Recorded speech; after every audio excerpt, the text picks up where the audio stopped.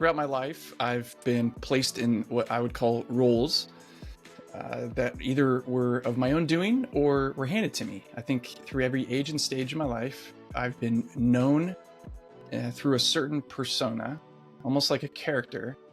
And there's a lot of truth to that character. There's a lot of consistency with who I am in that persona, but it never ever tells the full story. There's been ages and stages in my life where I've been called or referred to or thought of as whether it was the quiet one, the dumb one, the sarcastic one, the funny one, the one who's always smiling, the athletic one, the one that's really into business, the one that's really into his faith, the one that's really into entrepreneurship. There's like all these different, and depending on maybe the community, depending on the moment, people will see me in that sort of lens, through that lens. And by and large, it's okay. By and large, it works. But what happens when you feel kind of stuck? What happens when you feel like the role that you've been playing, the role that you've been given, the role maybe that you even created for yourself no longer fits? This is the idea of this is the concept of breaking the mold, breaking out of the character, which can be a tricky process. And here's what I want to kind of recognize. Every single person needs to do this. Every single person needs to break out of the mold in order to grow up, in order to become and find and express their true identity.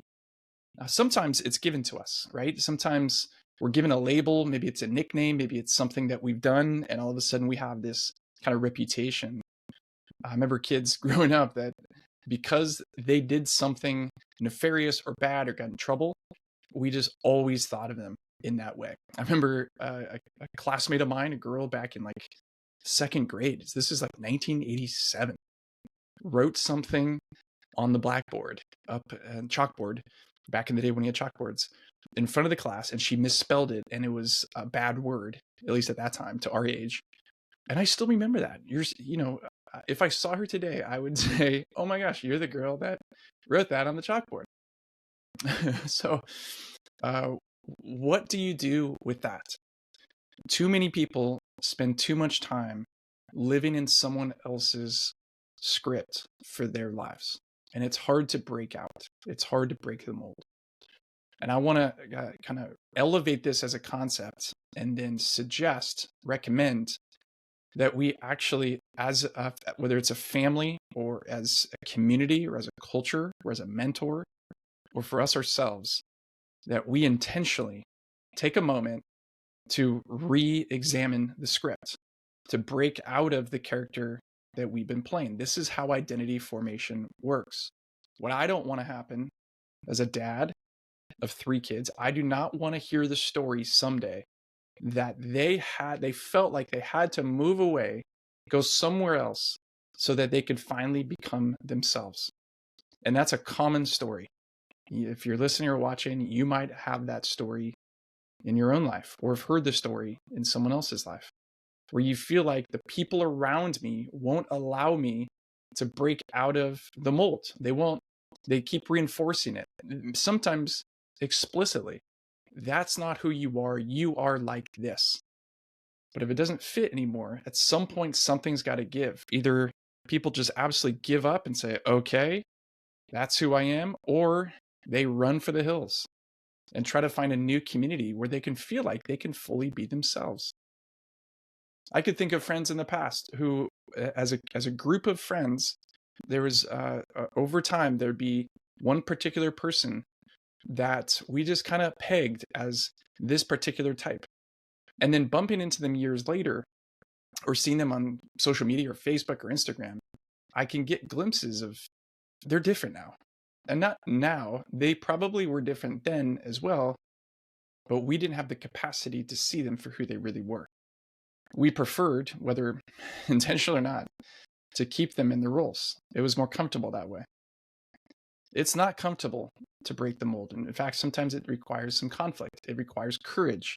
It's vulnerable.